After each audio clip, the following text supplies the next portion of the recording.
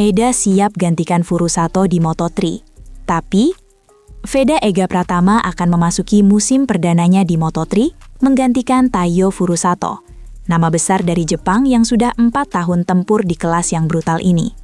Tapi, sebelum naik kelas ke Moto2, Furusato menyisakan satu pesan penting. Bukan soal motor, bukan soal fisik, tapi soal bahaya laten di lintasan Moto3. Mereka terlalu agresif, kata Furusato. Dan ini bukan omong kosong. Ini datang dari rider yang pernah alami sendiri. Disuruduk di tikungan akhir, dijepit di straight, hingga dipaksa ambil jalur sempit demi posisi. Inilah dunia tempat Veda akan melangkah. Keras, cepat, dan penuh manuver berani. Dan kalau tidak siap, rookie bisa langsung jadi korban. Agresif tanpa alasan, kata Furusato. Taiyo Furusato buka-bukaan soal sisi gelap Moto3. Katanya, para rider muda di Greek ini seringkali kelewat agresif, bahkan saat tidak dibutuhkan. Tikungan terakhir, putaran penutup, mereka nekat. Saya paham, mungkin karena momen terakhir balapan, tapi beberapa pembalap melakukan manuver tanpa rasa hormat, tegas Furusato. Gaya balap seperti ini bukan soal skill, ini soal nyali atau malah nekat. Banyak rider pemula yang gugup, ingin tampil mencolok, lalu mencoba menyalip dari sisi yang nyaris mustahil. Dan di Moto3, satu gerakan ceroboh sama dengan crash beruntun. Inilah yang harus diwaspadai Veda Ega. Bukan hanya dari lawan, tapi dari jebakan gaya balap sembarangan. Veda akan masuk zona paling brutal. Moto3 dikenal sebagai kelas paling padat di Grand Prix. 26 motor, jarak antar pembalap hanya 0,1 detik. Artinya, tiap belokan jadi arena duel berdarah. Furusato menyebut Moto3 sebagai ajang survival, bukan sekedar balapan. Dan tahun depan, Veda akan masuk ke sana. Bukan sekedar tes fisik, ini tes mental. Salah satu tantangan terberat bukan hanya memacu motor, tapi bertahan dari game balap liar yang dimainkan beberapa rider. Honda Tim Asia jelas tahu ini, dan mereka menaruh harapan besar ke Veda. Tapi, hanya adaptasi cepat yang akan jadi pembeda antara pahlawan dan korban. Fair play versus survival, Furusato bingung. Saya sendiri tidak suka bermain kotor, kata Furusato dengan jujur. Tapi di Moto3, idealisme seperti ini sering jadi korban. Karena saat pembalap lain pakai siku, dorong paksa, atau tutup jalur dengan brutal, kadang tidak ada pilihan lain. Banyak orang melakukannya, maka saya juga harus melakukannya, ujarnya. Ini kalimat yang mengerikan. Dunia balap Moto3 memaksa bahkan rider paling sopan untuk jadi agresif. Bukan soal ingin, tapi soal bertahan hidup.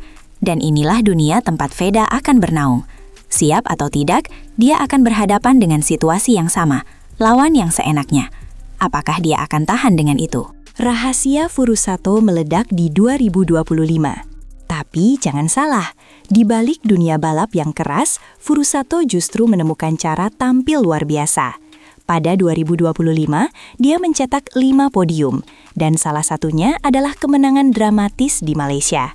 Apa rahasianya? Fokus, nikmati motornya. Setelah menang di Malaysia, saya bisa lebih rileks, katanya. Dan dari situlah hasil-hasil besar mulai berdatangan. Ini pelajaran besar buat Veda, bahwa kadang performa terbaik lahir saat kita tidak terlalu keras mengejar, tapi benar-benar menikmati proses. Saat semua tekanan dicabut, talenta alami bisa bicara. Tapi untuk sampai ke titik itu, butuh satu pemicu. Efek domino kemenangan pertama. Furusato menyebut kemenangan di Malaysia bukan sekadar trofi, itu adalah titik balik. Setelah menang, dia naik podium 2 kali berturut-turut. Emosi positif itu menular, keyakinan diri melesat, ritme balap jadi konsisten. Rasanya lebih mudah untuk rileks, katanya. Dan ini penting buat Veda yang akan masuk ke grid Moto3 dengan ekspektasi tinggi. Satu podium saja bisa jadi bahan bakar untuk meledak di seri-seri berikutnya. Tapi podium itu tidak datang begitu saja. Harus cerdas, harus sabar, dan tahu kapan menyerang. Karena kalau terlalu ambisius di awal, bisa-bisa malah terpelanting keluar jalur. Pelajaran dari kesalahan Furusato. Furusato tidak hanya bicara soal kemenangan, ia juga bicara soal kegagalan. Saya sering berada di posisi menang, lalu jatuh sendiri, akunya. Inilah resiko di Moto3. Sedikit saja lengah, terlalu agresif, atau salah timing, semua lenyap. Ini bukan hanya soal kecepatan, tapi kontrol emosi. Veda harus tahu, menjadi cepat itu satu hal, tapi konsisten itu tantangan sejati. Kecelakaan kecil di Moto3 bisa jadi pemisah antara posisi 1 dan finish ke-20. Mental pembalap diuji, bukan saat mereka unggul, tapi saat mereka nyaris menang, lalu kehilangan segalanya dalam satu tikungan. Veda masuk sistem Honda yang terbukti. Ada satu hal yang bisa jadi keunggulan Veda, dia masuk ke sistem Honda Tim Asia, tim yang berhasil mengembangkan Furusato hingga siap naik ke Moto2. Veda tidak mulai dari nol, ia masuk ke jalur yang sudah disiapkan, dari pelatih, data, hingga strategi. Bahkan tandemnya nanti, Zen Mitani, juga berasal dari kultur disiplin Jepang. Tapi tetap saja, mesin Moto3 bukan mainan, ini prototipe kelas dunia. Setup, feeling rem, bahkan tekanan ban bisa jadi pembeda antara podium dan kecelakaan. Dan adaptasi jadi kunci. Furusato sudah membuktikan jalur ini berhasil, sekarang giliran Veda yang harus membuktikan.